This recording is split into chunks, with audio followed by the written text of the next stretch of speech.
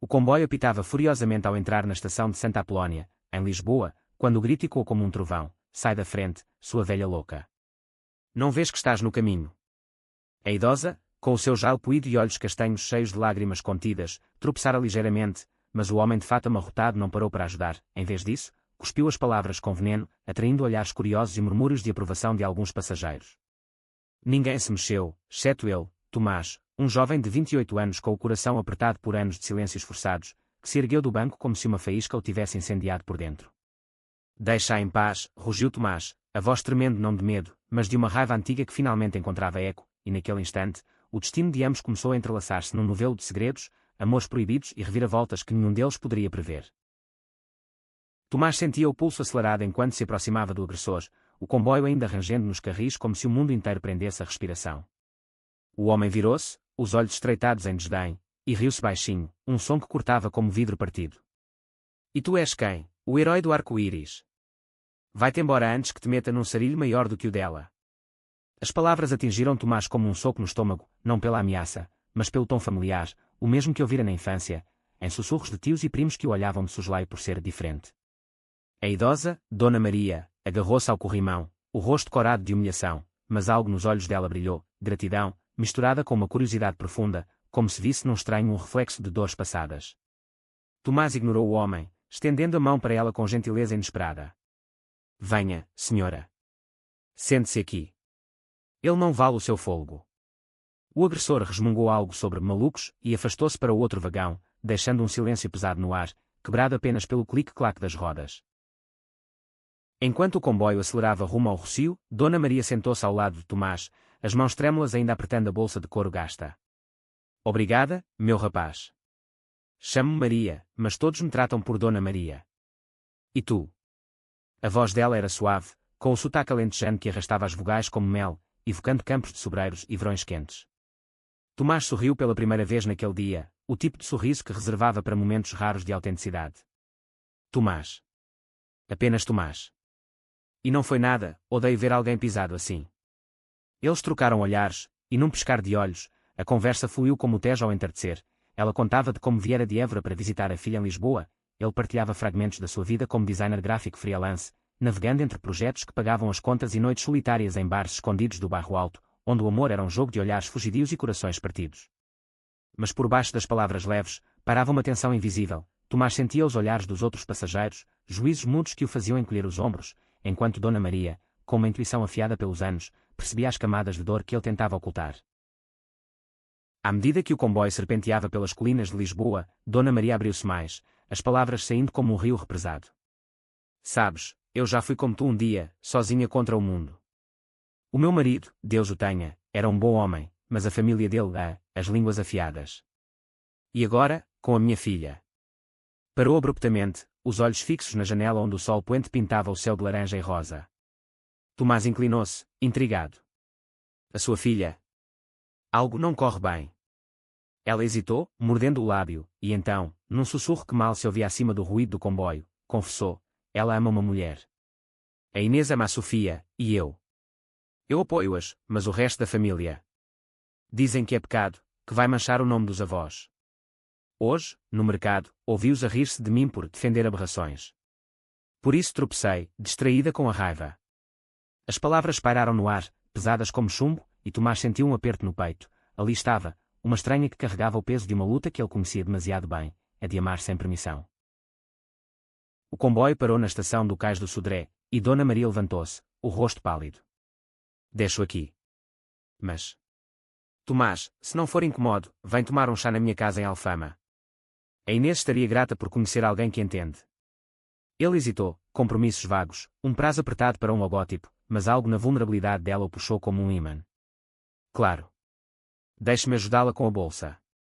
Saíram juntos para a rua empedrada, o ar salgado do rio misturando-se ao cheiro de pastéis de nata de uma confeitaria próxima. Enquanto subiam as escadarias íngremes de Alfama, com as casas de azulejo reluzindo ao sol poente, Tomás sentiu uma faísca de esperança. Talvez, só talvez, aquele encontro aleatório fosse o início de algo maior, uma ponte sobre abismos de solidão. A casa de Dona Maria era um refúgio modesto no coração do bairro, com varandas de ferro forjado e o som distante de fado a ecoar de uma janela vizinha. Inês abriu a porta com um sorriso cansado, os cabelos castanhos presos num rabo de cavalo desleixado, os olhos verdes herdados da mãe brilhando com surpresa ao ver o estranho ao lado dela. Mãe! Quem é este? Dona Maria explicou o incidente no comboio com gestos animados, omitindo os detalhes mais cruéis, e Inês apertou a mão de Tomás com firmeza. Obrigada. A sério. A minha mãe é teimosa, mas tem um coração de ouro. Eu sou Inês, e esta é a Sofia.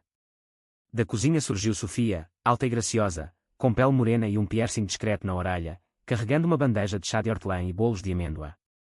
O olhar que trocou com Inês era elétrico, um misto de cumplicidade e desejo contido, e Tomás sentiu uma pontada de inveja, não pelo amor delas, mas pela coragem de o viverem abertamente, mesmo que às escondidas.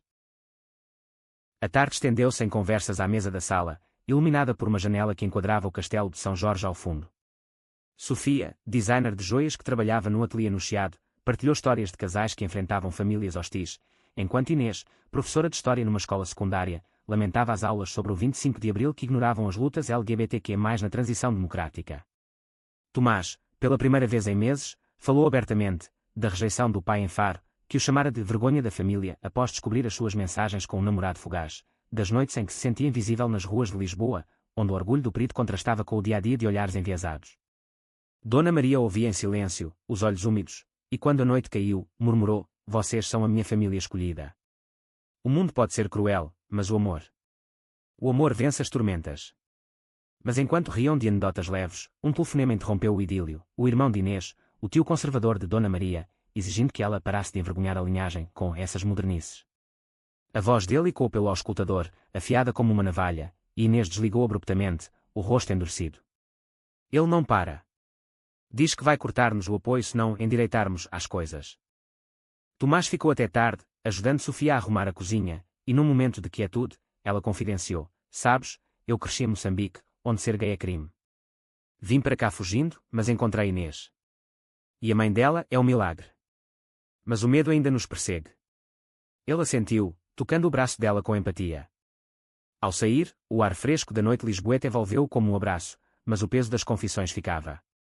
Caminhando pelas ruas labirínticas de Alfama, Tomás pensou em como um simples ato de defesa no comboio levara a um círculo de almas feridas, unidas por fios invisíveis de resiliência. Mal sabia que o verdadeiro vendaval estava para vir, um segredo enterrado no passado de Dona Maria que abalaria todas as fundações. Dias depois, Tomás recebeu uma mensagem de Inês, mãe quer ver-te de novo. Vem ao jantar de sábado. Trago vinho do Alentejo. Ele sorriu ao ecrã do telemóvel, sentado no seu pequeno apartamento no bairro Alto, rodeado de esboços inacabados e pôsteres desbotados do PRID de 2019.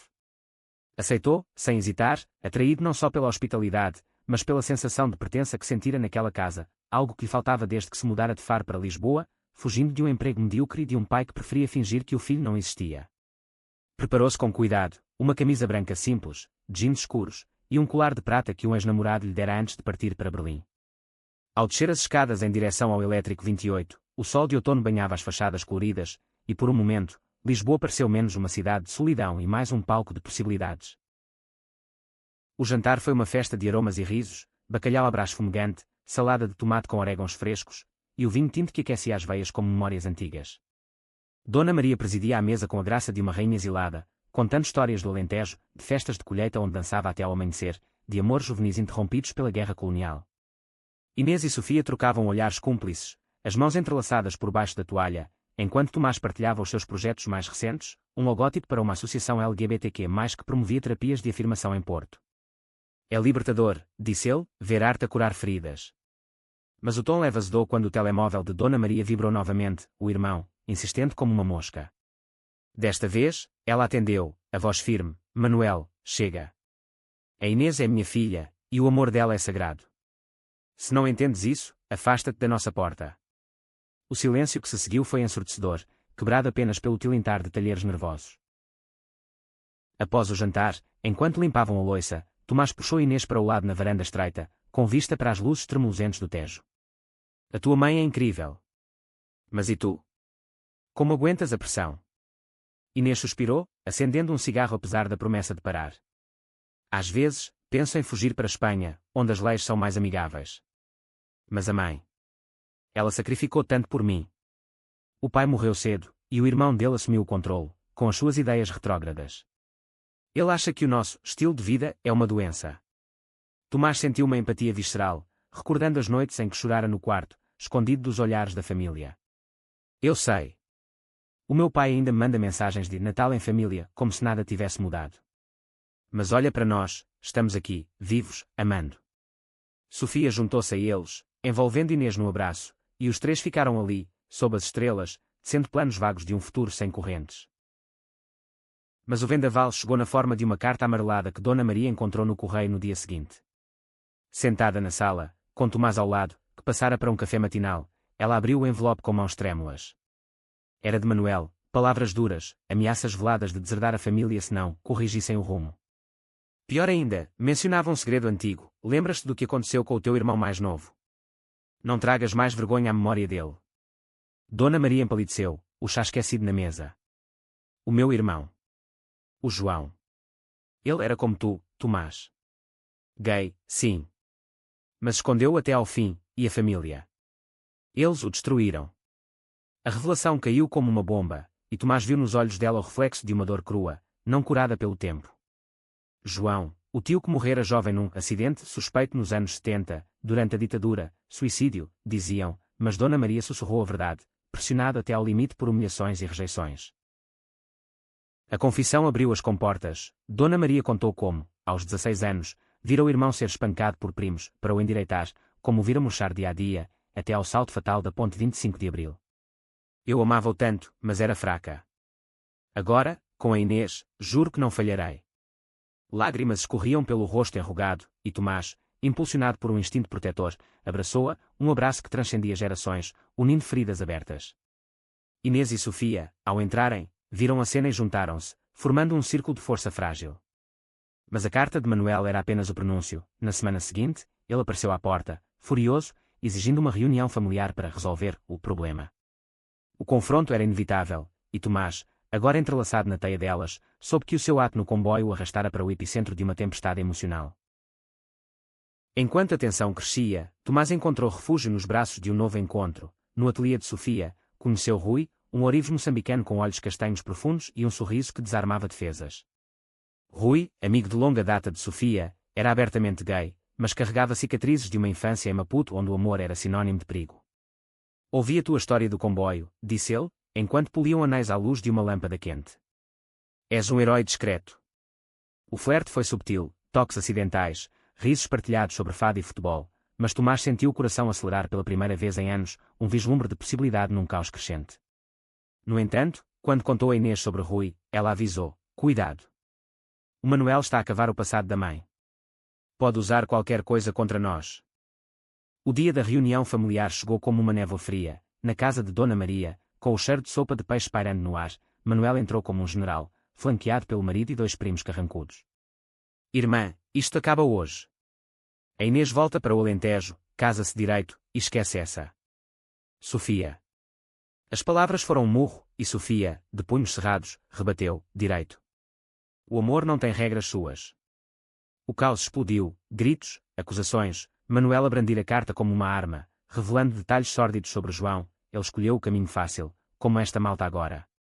Tomás, que se oferecera para mediar, interveio, escolheu. Vocês o mataram com o vosso ódio. Eu sei, porque vivi isso. O silêncio caiu, e Manuel fixou-o com ódio puro. E tu és o Salvador gay. Sai da minha família. Mas Dona Maria ergueu-se, voz como aço: ele é família agora. E João? João merecia melhor.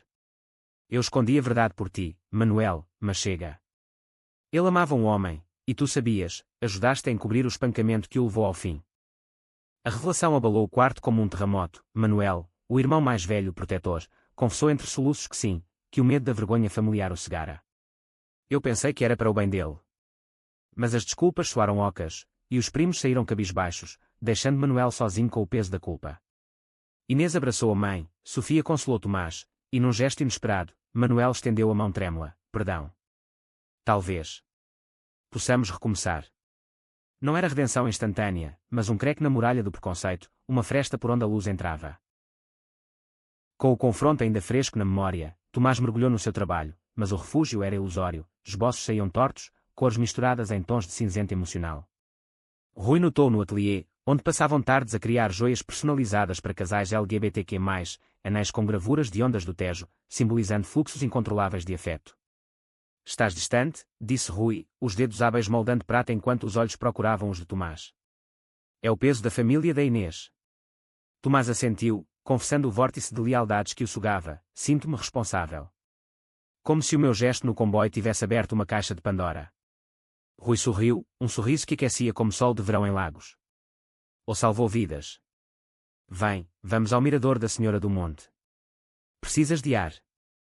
O miradouro era um oásis de paz acima da cidade, com o Tejo serpenteando como uma veia azul e os telhados de Lisboa estendendo-se em camadas de vermelho e ocre. Sentados num banco de pedra, com o vento salgado a bagunçar os cabelos, Rui abriu-se. Eu fugi de Moçambique aos 18, após um ataque homofóbico. Perdi amigos, mas ganhei Sofia como irmã de alma. O amor ensina-nos a lutar, Tomás, não a fugir. As palavras tocaram uma corda profunda, e Tomás, impulsionado por um impulso romântico, inclinou-se para um beijo suave, os lábios encontrando-se num sussurro de promessas. Não era paixão avassaladora, mas algo sólido, construído em fundações de compreensão mútua. Obrigado, murmurou ele, por me fazer sentir visto. Enquanto o romance florescido, a família de Dona Maria entrava em ebulição subtil. Manuel, atormentado pela culpa, começou a visitar mais, trazendo queijos do Alentejo como ofrendas de paz. Num domingo chuvoso, sentou-se com Inês na cozinha, a chuva tamborilando nas telhas. Eu errei com o João. E contigo. Mas... e se eu tentasse entender? Inês, cética mas esperançosa, partilhou fotos de casamentos igualitários em Madrid, histórias de ativistas portugueses que mudaram leis nos anos 2000. Sofia observava de longe, o coração dividido entre desconfiança e o desejo de cura. Dona Maria, o pivô de tudo, confidenciou a Tomás. Ele era protetor demais, sempre a esconder as próprias sombras. Talvez o amor da Inês o desperte. Mas o idílio foi interrompido por uma reviravolta cruel. Tomás recebeu um e-mail anónimo, com fotos dele e Rui no Miradouro, legendadas com insultos homofóbicos. Vergonha de Lisboa. Sai da cidade. O pânico apertou-lhe o peito. Quem? Um familiar rancoroso. O agressor do comboio. Correu para a casa de Dona Maria, onde encontrou Inês a lidar com uma crise similar, ameaças no trabalho, pais de alunos a questionar a influência dela sobre as crianças. É o Manuel? Perguntou Sofia, voz tensa. Mas Dona Maria defendeu-o. Não, ele mudou. Isto é o ódio que não morre. A polícia foi chamada, mas as investigações arrastavam-se, deixando um rastro de paranoia. Tomás e Rui aproximaram-se mais, noites passadas em conversas sussurradas no apartamento dele, planeando uma viagem a Sintra para escapar, castelos de névoa e amores de conto de fadas. A tensão culminou numa noite de tormenta, quando Manuel apareceu à porta de Tomás, encharcado e olhos selvagens. Eu sei das fotos. Não fui eu, mas... ouvi rumores no Alentejo. O primo que te insultou no comboio, ele é da família distante. Desculpa, Tomás. Deixa-me ajudar. A oferta era genuína, e juntos, rastrearam o primo através de redes sociais veladas, confrontando-o num café no Rossio. O homem, embriagado pelo vinho, cuspiu veneno. Vocês destroem tudo. O João era fraco, e esta malta é pior. Mas Manuel, pela primeira vez, enfrentou-o, fraco. Nós éramos os monstros. Ou perdes a família toda. O primo recuou, e as ameaças pararam, mas o dano estava feito, cicatrizes frescas em corações já feridos. Num gesto de solidariedade, Dona Maria organizou um jantar de reconciliação, não só para a família imediata, mas convidando Rui e amigos de Sofia de associações LGBTQ+. A mesa gemeu sob pratos de cataplana e vinhos verdes, risos misturando-se a lágrimas de histórias partilhadas. Tomás ergueu o copo, pelo amor que resiste. E ali, sob as luzes quentes, viu o florescimento, Inês e Sofia planeando uma cerimónia discreta em Évora, Manuel prometendo marchar no período do próximo ano, Dona Maria dançando um fado suave com Rui. Mas o destino, caprichoso, guardava uma surpresa final, uma carta antiga de João, encontrada num baú poeirento, revelando não só o seu amor secreto por uma marinheiro lisboeta, mas uma herança escondida, terras no Alentejo, legadas a Dona Maria com uma nota, para a irmã que me amou em silêncio. Use para construir pontes. A descoberta transformou tudo. As terras, outrora símbolo de tradição rígida, tornaram-se um refúgio para retiros LGBTQ+, um espaço de cura onde famílias como a deles podiam reconectar. Tomás e Rui, agora inseparáveis, desenharam o logótipo, ondas do Tejo entrelaçadas com sobreiros. E Dona Maria, aos olhos úmidos, sussurrou a Tomás, o teu gesto no comboio não salvou só a mim. Salvou-nos a todos. Meses passaram, e o outono deu lugar a um inverno suave em Lisboa, com chuvas finas que lavavam as ruas como lágrimas purificadoras. Tomás e Rui aprofundavam o seu laço, passeios pelo Jardim da Estrela, onde folhas douradas caíam como confetes, noites a cozinhar francesinhas adaptadas, rindo de sotaques misturados, o de Rui com traços africanos, o de Tomás com o sul algarvio. Mas por baixo da serenidade, ecos do passado sussurravam. Tomás sonhava com o pai, chamando-o de volta para Faro num telefonema que nunca chegava. Ele liga por obrigação, confidenciou a Rui numa noite de insônia, mas o silêncio sobre mim dói mais que palavras. Rui, com a sabedoria de quem sobreviver a exílios, aconselhou, escreve-lhe. Não esperes perdão, oferece paz. Inês e Sofia, Mia Noel, navegavam águas turbulentas. O trabalho de Inês enfrentava boicotes subtis de pais conservadores, que espalhavam rumores sobre doutrinação. É exaustivo, admitiu ela a Dona Maria, enquanto dobravam roupa na sala. Sinto que cada lição é uma batalha. Mas Sofia, com o seu fogo interior, organizou um workshop no ateliê, Joias de Identidade, onde jovens LGBTQ+ criavam peças que contavam as suas histórias. Tomás contribuiu com designs digitais, e Rui forjou os metais, transformando dor em arte reluzente. Manuel, surpreendentemente, apareceu na inauguração, um anel simples no dedo, gravado com ponte, símbolo da sua jornada. Eu era o vilão, disse ele a Inês, voz rouca. Agora, quer ser aliado. Dona Maria, revitalizada pela herança de João, viajou ao Alentejo para inspecionar as terras, vinhas antigas e oliveiras nodosas, agora visão de um centro comunitário. Encontrou resistência local, vizinhos murmurando sobre coisas modernas, mas com a ajuda de Tomás via Zoom, planeou eventos, piqueniques inclusivos, sessões de fado queer. É como ressuscitar o João, disse ela, enviando fotos de um pôr do sol sobre os campos.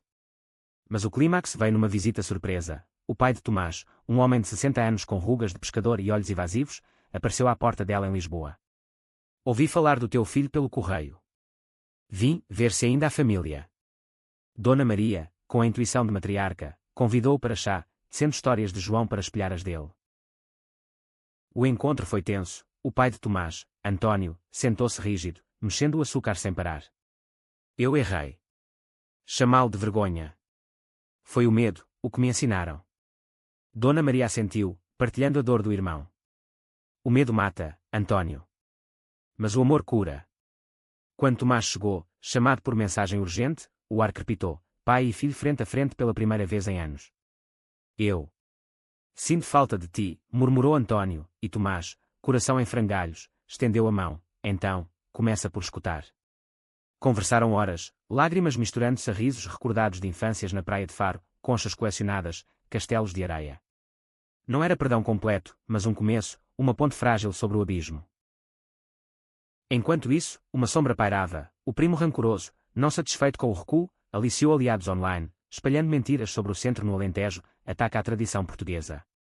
A campanha viralizou em fóruns obscuros, atraindo protestos planeados. Inês, ao ver as postagens, sentiu o pânico subir. Vão destruir tudo antes de começar. Sofia, prática, contactou advogados de direitos humanos, enquanto Rui e Tomás criaram uma contranarrativa, vídeos emotivos de Dona Maria nos campos, voz trêmula a invocar João. Estas terras são para todos os que amam, como o meu irmão amou, em silêncio. A resposta foi avassaladora, partilhas, doações, histórias de apoio de todo o país, de Porto a Faro.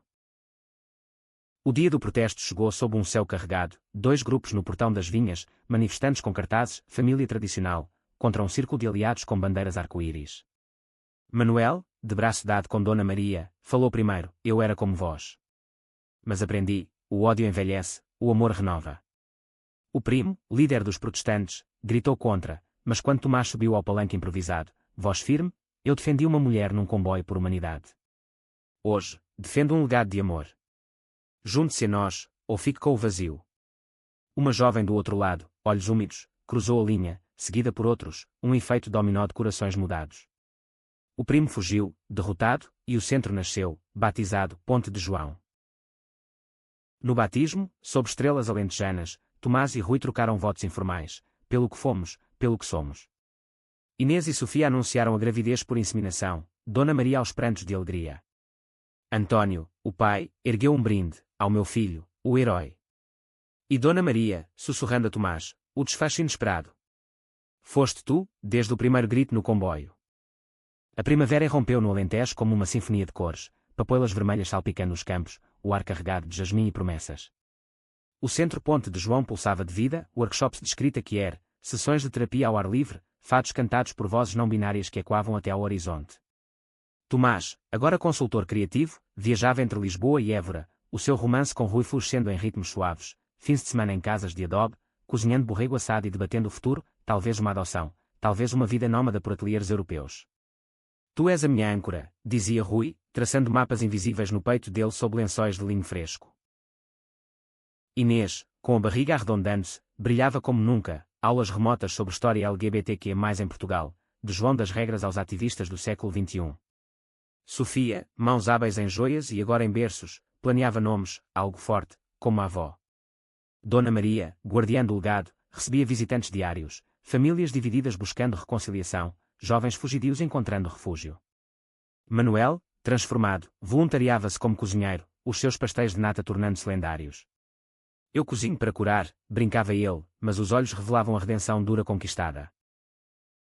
Contudo, o passado teimava em sussurrar. António, o pai de Tomás, lutava com recaídas, telefonemas hesitantes que terminavam em silêncios desconfortáveis, visitas a faro marcadas por perguntas não feitas sobre Rui.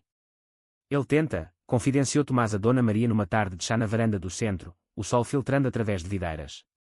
Mas o preconceito é como erva daninha, corta-se, mas rebenta. Ela pegou na mão dele, rugas entrelaçando-se com juventude. Paciência, meu rapaz. O João ensinou-me isso. O amor é maratona, não sprint. Uma reviravolta veio de onde menos se esperava. Uma jornalista de Lisboa, contactada por Manuel, quis fazer uma reportagem sobre o centro, de preconceito a ponte, a família que curou. O entusiasmo inicial azedou quando ela escavou fundo, descobriu ligações antigas do primo rancoroso a um grupo extremista, e pior, insinuações de que o acidente de João poderia ser mais sombrio, não suicídio, mas algo encoberto pela família. Dona Maria, confrontada, desabou. Eu jurei silêncio. O Manuel. Ele não espancou, mas encobriu. Um vizinho, homofóbico, o empurrou. Pensámos que era melhor assim. A revelação abalou o grupo. Inês questionou o tio, Sofia protegeu a amiga com ferocidade, Tomás sentiu a traição como uma faca. Vocês mentiram para proteger o quê? A fachada. O confronto explodiu numa assembleia noturna no centro, lanternas penduradas como estrelas artificiais iluminando rostos tensos. Manuel confessou tudo. Eu era jovem, aterrorizado pela polícia da ditadura. O vizinho era influente, dissemos suicídio para evitar retaliações. Lágrimas fluíram, acusações voaram, mas Dona Maria interveio. Basta. O segredo matou o João 2 vezes. Agora, libertemo-lo. Propôs contactar a jornalista para uma história completa, não de escândalo, mas de justiça tardia. Tomás, coração partido mas resiliente, concordou, pelo João. E por nós. A reportagem saiu semanas depois, manchete em negrita, o amor esquecido, revelando a verdade por trás de uma tragédia portuguesa. O impacto foi sísmico, pedidos de investigação ao caso antigo, doações afluindo, mas também ódio renovado, e-mails venenosos, grafites no centro. Rui, vendo Tomás afundar na dúvida, levou para uma escapadela a Sagres, falésias dramáticas batidas pelo Atlântico, onde o mar rugia lições de persistência. O passado não nos define, disse ele, enquanto caminhavam na areia úmida. Tu defendeste uma idosa, isso define. O beijo sob o céu estrelado selou uma promessa, enfrentar juntos. De volta, encontraram o centro fortificado, voluntários extras, câmaras de segurança, mas mais forte, uma comunidade unida. Inês deu à luz uma menina, Aurora, num parto ao luar no Alentejo, com Dona Maria como avó orgulhosa. O batismo, num ritual pagão cristão, invocou ancestrais, incluindo João, cujas cinzas foram espalhadas nos vinhedos. Manuel, redimido pelo ato público, viajou a Faro com Tomás, um encontro com António, onde confessou as próprias falhas como irmão mais velho. Eu aprendi tarde, disse ele, mas o teu pai pode aprender agora. António, tocado, abraçou o filho pela primeira vez em anos, sussurrando, orgulho. É o que sinto. O ciclo quebrava-se, camadas de dor despojando-se como cascas de cebola. O verão de 2026 trouxe calor abrasador ao Alentejo, mas no Centro Ponte de João, era uma estação de florescimento. O primeiro festival Amores Sem Correntes atraía centenas, concertos de fado lésbico, painéis sobre saúde mental queer, piqueniques onde famílias mistas partilhavam histórias. Tomás, ao lado de Rui, moderava uma sessão sobre a arte e identidade, o seu logótipo do centro projetado atrás como um escudo reluzente. A criatividade é resistência, declarava ele, voz e quando nos campos, enquanto olhares admirados, incluindo de um jovem artista de Coimbra, o faziam curar. Rui, ciumento mas orgulhoso, apertava-lhe a mão por baixo da mesa, um lembrete tátil de lealdades.